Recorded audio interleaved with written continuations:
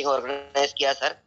Sir specially sir मैं आपसे ये रिक्वेस्ट करना चाहता हूँ कि सर एक पर्टिकुलर सर एग्रीकल्चर के ऊपर एक ट्रेनिंग सर आपकी सर चाहिए हमको सर, जिसमें सर जैसे आपने बताया कि जैसे टॉप गार्ड क्या होता है सर, ये 1919 क्या होता है सर, इसके ऊपर सर पर्टिकुलर जैसे क्यूबा किसके ऊपर देना चाहिए और ट्रिपल एक्शन क्या है, उसको कैसे कैसे यूज अपने को करना चाहिए सर।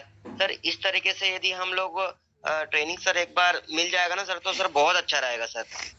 बिल्कुल बिल्कुल करेंगे सर। आप क्या करो, आपका टीम कितना है, आपके यहाँ लोकल पे क्या कौन सा फसल होता है या आपकी क्या नीड है, उस हिसाब से ट्रेनिंग सेशन बिल्कुल लेंगे सर, कोई दिक्कत नहीं। Yes sir, yes. आज हमने सर इसीलिए ये ट्रेनिंग ऑर्गेनाइज कराया था सर कि एग्रीकल्चर के ऊपर डिटेल में ट्रेनिंग मिलेगा सर, ये सोच के। बिल्कुल बिल्कुल नहीं करेंगे ना सर। क्या होता है कि आज लगभग अभी 8-10 स्टेट से लोग जुड़े हुए हैं, तो मैं अगर यहाँ आपको एमपी में सोयाबीन होता है ज्यादा, तो सोयाबीन के ऊपर अगर 1 घंटा बात किया तो क्या होता है, आसाम में तो बिल्कुल सोयाबीन नहीं होता, या बाकी छत्तीसगढ़ में नहीं होता, बिहार में भी सोयाबीन बहुत कम होता है। तो हर एक स्टेट की एक स्पेशलिटी है। तो एमपी की टीम के लिए, आपकी टीम के लिए वहां आपके एरिया में कौन सा फसल है उसके ऊपर बात करेंगे। अगर आसाम वाले की टीम के साथ बात करना है तो वहां धान ज्यादा आता है, बनाना आता है, टमाटर आता है, या चाय पत्ती ज्यादा आता है, तो उसके ऊपर भी बात करेंगे, कोई दिक्कत नहीं। Yes sir, yes sir. तो सर मैं बात कर लेता हूँ सर इस चीज पे सर, और फिर आपकी ट्रेनिंग सर बहुत जल्दी ऑर्गेनाइज करवाएंगे। बिल्कुल बिल्कुल बिल्कुल, कभी भी करो सर, कोई दिक्कत। Okay sir. जी सर। एक सवाल था। हाँ सर बोलिए। सर सबसे पहले तो आपका बहुत बहुत धन्यवाद, आपने आज हमारे लिए इतना अच्छा ऑर्गेनाइज सेशन किया जहां पर हमको बहुत सारी जानकारी मिली हमको। और सर जी मैं ऑलरेडी स्वामी लैंग्वेज जुड़कर बहुत अच्छा लग रहा है, काफी अच्छी इनकम कर पा रहे हैं, हमारे टीम के बहुत सारे लोग इनकम ले पा रहे हैं। और स्वामी नहीं आए हैं तब से सभी के चेहरों पे एक अलग लेवल की मुस्कान बन चुकी है सर जी, वो तो और दिख एक रही है यार, मिल चुकी है। और सर जी हाँ जी सर जी। और सर एक छोटा सा सवाल था हमारा, जैसे भी हम स्वामिनी में काम कर रहे हैं, तो सर मैं एक बड़वानी डिस्ट्रिक्ट में काम कर रहा हूँ जो महाराष्ट्र बाउंड्री के पास में ही है। तो सर जी अभी 2-4 दिन से मेरा कांटेक्ट कुछ पुलिस वालों से हुआ था, तो उनका एक सवाल आया था मेरे पास कि आपकी कंपनी तो महाराष्ट्र में काम कर रही है, आपका जो हेड ऑफिस है, लेकिन आप जो वर्किंग बड़वानी में कर रहे हो, तो इसके लिए आपके पास में अथॉरिटीज क्या है आपके पास में? तो मुझे 2-3 बार उन्होंने क्वेश्चन किया है, तो मैंने उनसे सवाल पूछा था मैंने, सर मैं डायरेक्ट सेलिंग में ऑलरेडी 2018 में वर्किंग कर रहा हूँ, आज तक मेरे पास कोई सवाल नहीं आया, और ये सवाल पहली बार आया है मेरे पास, तो सर ये क्या प्रोसेस है? अगर मुझे नहीं पता अभी तक कि मैं काम किया और इसका प्रोसेस क्या है, तो मुझे अभी इसका प्रोसेस बताओ।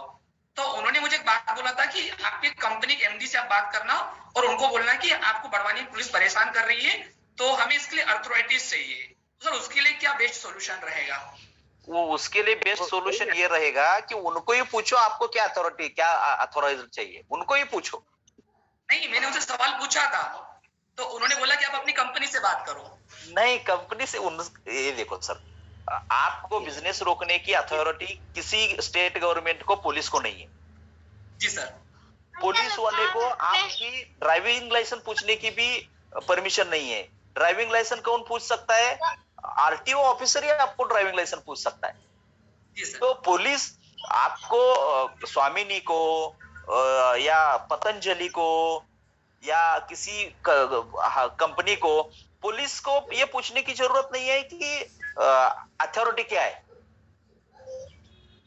जब पुलिस के पास कंप्लेंट आएगा तो आप पूछ सकते हैं, और उनको ये बोलो कि भैया आप इतने अभी अनजान है कि पूरे स्टेट का, सेंट्रल गवर्नमेंट का एक ही जीएसटी नंबर है ना। जी सर। तो एक जीएसटी में आप सेंट्रल गवर्नमेंट को पेड करके ऑल ओवर इंडिया कहीं भी बिजनेस कर सकते हो। ऐसा नहीं कि मध्य प्रदेश का जीएसटी नंबर अलग है, बिहार गवर्नमेंट का जीएसटी नंबर अलग है, तो आप बिहार में नहीं बेच सकते, मध्य प्रदेश में नहीं बेच सकते, ऐसा कुछ नहीं है। ये पहले जब 10 साल पहले होता था कि फैट नंबर, जिसको फैट नंबर बोलते थे, वो फैट नंबर सेंट्रल गवर्नमेंट का अलग आता था और स्टेट गवर्नमेंट का अलग आता था। लेकिन अभी गवर्नमेंट ने क्या कर दिया है, पूरे इंडिया में एक ही टैक्स, जीएसटी भरो, कहीं भी बिजनेस करो। इसलिए उनको कुछ मतलब उनको बताओ सर जीएसटी नंबर है, ऑल ओवर पैन कार्ड एक ही है, ऑल ओवर इंडिया आधार कार्ड एक ही है, तो हमको ऑल ओवर इंडिया में कहीं भी परमिशन करने, बिजनेस करने की परमिशन है। तो वो बोलेंगे आपको तो आप एमपी में बिजनेस प्रोडक्ट नहीं बेच सकते। तो जो जीएसटी नंबर है ना, उसको एक ईवी बिल आता है, ईवी बिल, जो ईवी बिल से हम ऑल ओवर इंडिया में कहीं भी प्रोडक्ट सेल भेज सकते हैं। उसका भी ईवी बिल हमारा बनता है ना, तो हम आसाम में दे सकते हैं, एमपी में दे सकते हैं, दिल्ली में दे सकते हैं। अभी बिहार, मध्य प्रदेश की बहुत सारी कंपनियां, कॉटन मिल है जो महाराष्ट्र में प्रोडक्ट सेल करती है। तो हम ये नहीं, हमारा महाराष्ट्र पुलिस ये नहीं बोल सकती कि आप महाराष्ट्र में मत बेचो। समझ रहे हैं ना सर इस बात को आप? और सर जी उन्होंने एक बात बोला था मुझे, जिससे आप यहाँ वर्किंग कर रहे हो बड़वानी में, तो सर सुन पा रहे हो? हेलो, हाँ बहुत सुन रहा हूँ सर। हाँ बोलिए सर। उन्होंने एक बात और पूछा था, जैसे हमारा यहाँ सेंटर है, अपन एक वर्किंग पॉइंट है जहाँ पर बहुत सारे बच्चे ट्रेनिंग के लिए आते हैं। तो जो सेंटर है वहाँ का नामांकन नंबर या वहाँ का जो बोल सकते हैं कि जो बोर्ड वगैरह, ये क्यों नहीं है? लगाओ ना, आप चाहिए तो लगा सकते हैं ना। आप फ्रेंचाइजी ऑल ओवर इंडिया खोल सकते हैं सर। जी सर, खोल सकते हैं। ये देखो, वो जो ट्रेनिंग सेंटर है आपका पर्सनल है, आप अपने टीम के लिए डेवलप किया है। जी सर। तो आप आपके गांव में से जो बच्चे हैं उनके लिए आप क्लासेस चालू कर सकते हैं, वैसे ट्रेनिंग दे सकते हैं, शेयर मार्केट का ट्रेनिंग दे सकते हैं आप। जी सर, दे सकते हैं ना। उसके वो आप योगा का क्लासेस ले सकते हैं या नहीं ले सकते? ले सकते हैं ना सर? ले सकते हैं ना। तो पुलिस को पूछने की जरूरत नहीं है। नहीं सर, उन्होंने मुझे सवाल पूछा था इसलिए मैं आपसे कर पा रहा हूँ। बिल्कुल नहीं, उनको आप उल्टा पूछो, सर दिक्कत क्या है बोलो। मैं कुछ लोगों को सिखा रहा हूँ बिजनेस करने का, मैं कहाँ पैसा जमा कर रहा हूँ, लोगों से पैसा इकट्ठा नहीं कर रहा हूँ ना। पुलिस को आप उल्टा पूछो, सर आपको क्या चाहिए वो पूछो। आपको जीएसटी नंबर चाहिए, ये ले लो। एमडी का पैन कार्ड चाहिए, ये ले लो। आधार कार्ड चाहिए, ले लो। हमारे पास मटेरियल आता है, उसका ईवी बिल चाहिए, ये ले लो। हो गया ना बात? जी सर। चलो ओके, और कुछ? Thank you Tribhuvan sir. Okay sir 1 minute. एक नरेंद्र टीम त्रिभुवन सर, एक नरेंद्र सर है, वो शायद उनका क्वेश्चन है। नरेंद्र सर मैं आपको होस्ट दे रहा हूँ।